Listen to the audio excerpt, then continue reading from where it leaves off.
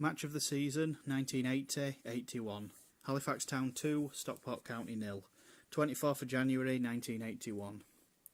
The installation of millionaire Deer Park owner Sam Rourke as chairman might have heralded the dawning of a new era for Halifax Town. That is what he himself hoped for. Though he admitted he knew little about football, he saw the club as a business and wanted it to operate on business principles. To his credit, he authorised expensive improvements to the ground, but more than anything, he wanted to improve the club's image on the field. Just taking a break from the chapter to bring you the Did You Know for this section. In 1975-76, Dave Gueffer scored Town's goal in a 1-0 win at Rotherham, then later in the season scored Rotherham's only goal in a 1-0 win at the Shay. By now, Town were looking re-election certainties, lying next to bottom of the division.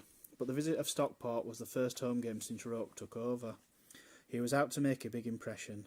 He sent the players into local schools to hand out free tickets and was so successful that around 1,000 children contributed to the biggest gate of the season. There was a lively pre-match atmosphere and the players kicked plastic footballs into the crowd as a goodwill gesture. Then it was down to action, and Halifax could not and would not let the fans down. Jim McGuigan's Stockport, like Town, was struggling and arrived at the Shay line 21st, having lost 6 of their last 7 games. Even had they been top of the table, they would probably have struggled to live with the Shaymen in this sort of form. Actually, Town performed as if they were top and gave no indication that they were heading for yet another re-election. Town included in their side goalkeeper Ian Turner, on loan from Walsall, but he was hardly needed as they dominated from the off. As early as the 6th minute, Tommy Graham had a goal disallowed for offside, but 10 minutes later Vernon Allett scored his second goal for the club, an accurate shot from 18 yards that gave goalkeeper David Lawson no chance.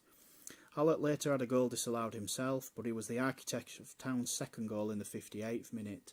He slipped his marker, Drew Lawson, then pulled the ball across for Graham to score his third goal in 4 matches. The crowd were loving it. The margin of victory could have been wider as the Shaymen created chance after chance. No further goals followed, though at the end the players returned to the dressing room happy in the knowledge that they had shown the form of which they knew they were capable. A climb out of the bottom 4 looked a formality, but alas, Town had flattered only to deceive. The 3 successive draws that followed hinted at some sort of revival, but it was wins the Shaymen needed.